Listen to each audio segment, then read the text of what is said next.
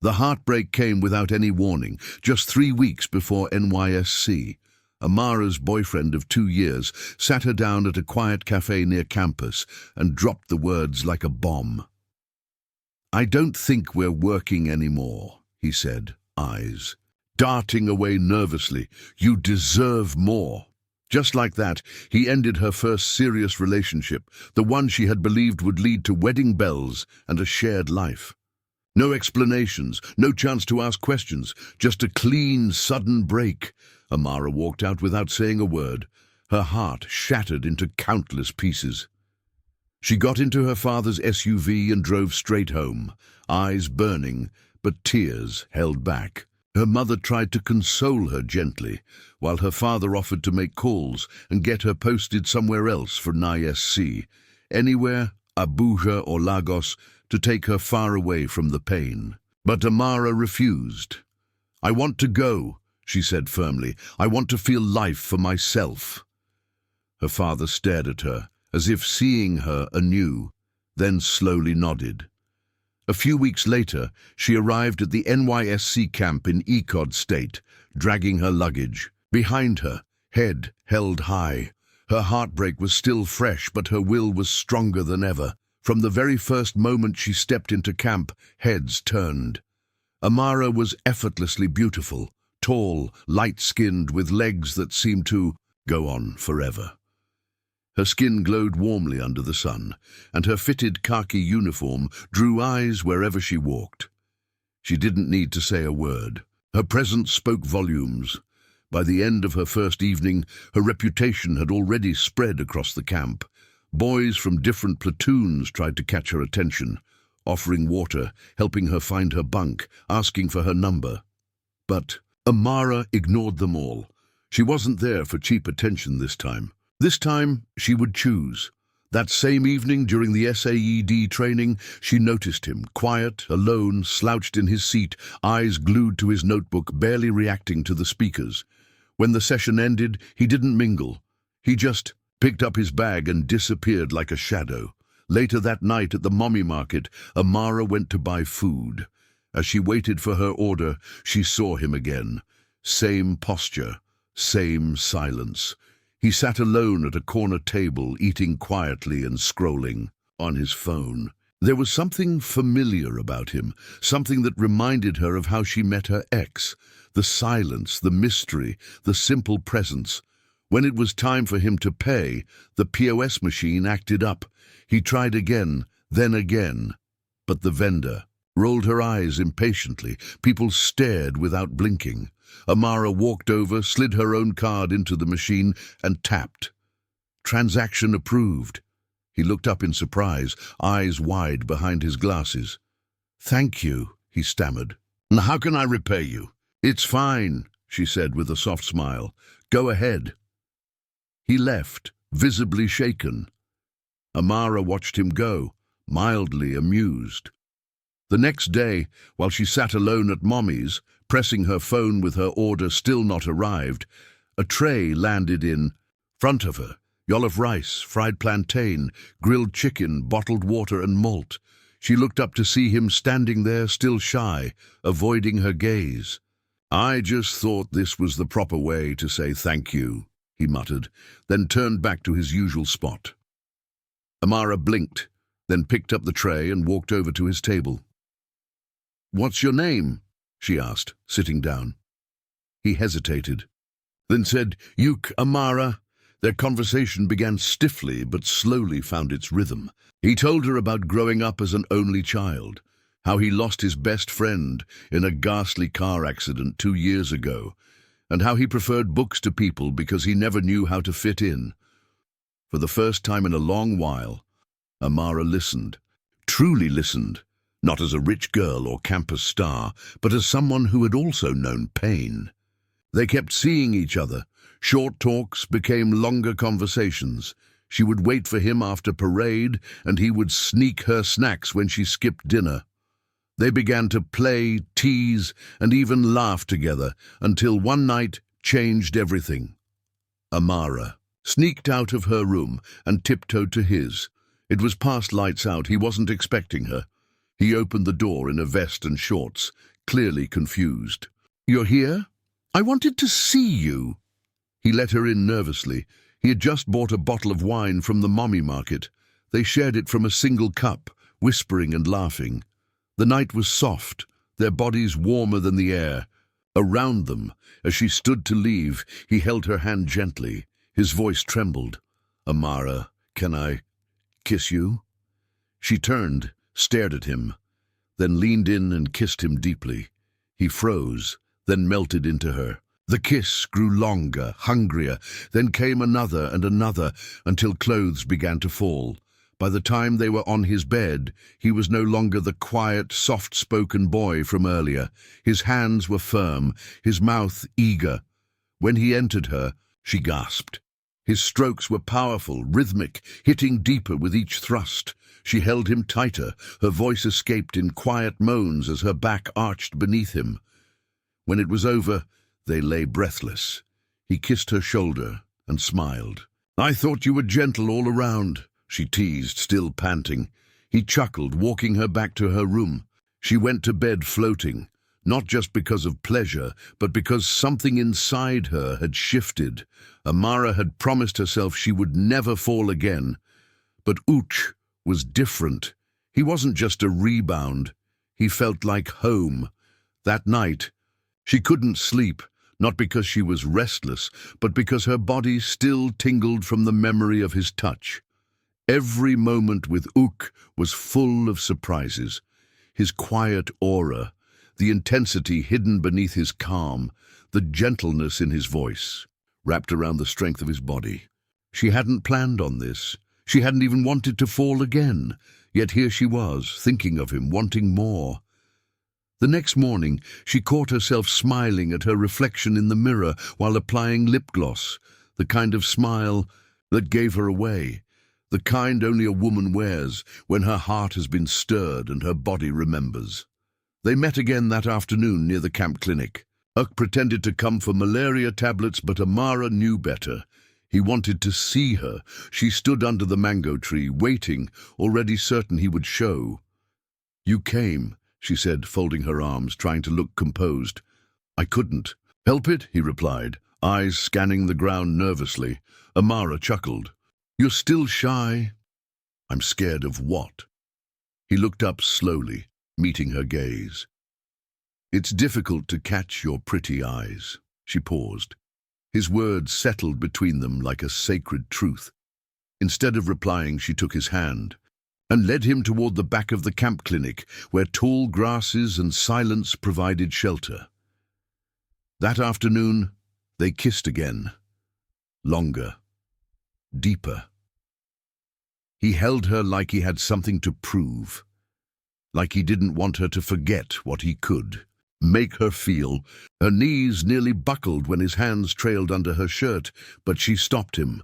"Not here," she whispered, teasing. The fire between them grew by the day.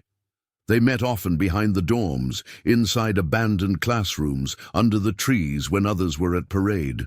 Every stolen moment became a memory, every kiss a promise. Their intimacy deepened, not just physically, but emotionally. She told him about her ex, about how broken she had been just weeks before camp. He listened, eyes burning with something, like silent rage. "Whoever hurt you," he said one night, "has no idea what he lost." She smiled at him. "But I do." The tenderness he showed outside the bedroom was even more alluring. He bought her hands, squeezed Zobo, peeled oranges for her, and saved the best akara for Mommy whenever she missed breakfast. He was consistent, real. He didn't try to impress. He just cared. One Sunday evening, they took a stroll to the back, Gate walking hand in hand, talking about life after camp. That was when he stopped. "I want you to meet my mom." She turned sharply. "She's coming to pick me up after camp. I want her to meet you." Amara blinked. That wasn't casual. In Nigeria, meeting the mother was spiritual. "You sure?" she asked. He nodded. "You matter to me."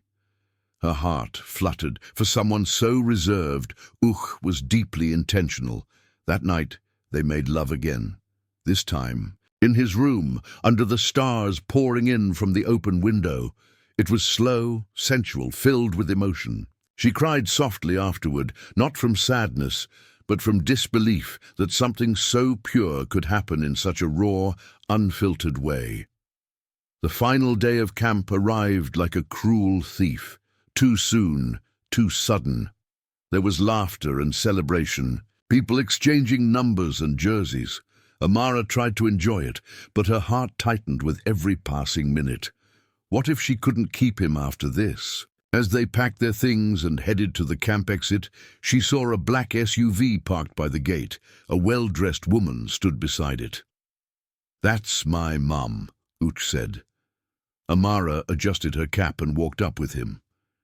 The woman eyed her briefly, then smiled, extending a hand. "You must be the one he talks about. Thank you for keeping him alive through camp." They hugged briefly, but as she leaned in, the woman whispered into Amara's ear, "It should end here." Amara froze. She stepped back slowly, her face blank. Ugg didn't hear. He was already loading his bags. They hugged once more, longer and tighter. "I'll call," he said. She nodded with a soft smile. "I'll wait." But her heart had dropped. Back at home, she barely lasted 2 days before breaking down in tears. Her father, seeing her curled up on the living room couch in her nightgown, sat beside her. "Talk to me, baby," he said gently. "I think I lost him," she whispered. "His mother doesn't want me." She poured everything out. The pain, the confusion, the intensity of their time together. Her father listened silently, expression unreadable. The next morning he called her into his office. "Take my latest Range Rover," he said, handing her the key fob. "Go visit him and his mother, but wear your best dress, like my daughter. Invite them to dinner." She stared, confused. "Why?" she asked. "Sometimes people only respect what they see." Amara dressed in a way Uch had never seen. A silk blouse tucked into tailored jeans, light makeup, and the kind of elegance only wealth could buy. Her dress hugged her curvy figure, and her heels clicked with confidence as she stepped out of the car in front of Uch's house. He didn't recognize her at first. "Amara?" he asked, stunned. She smiled softly. "Hi, Uch."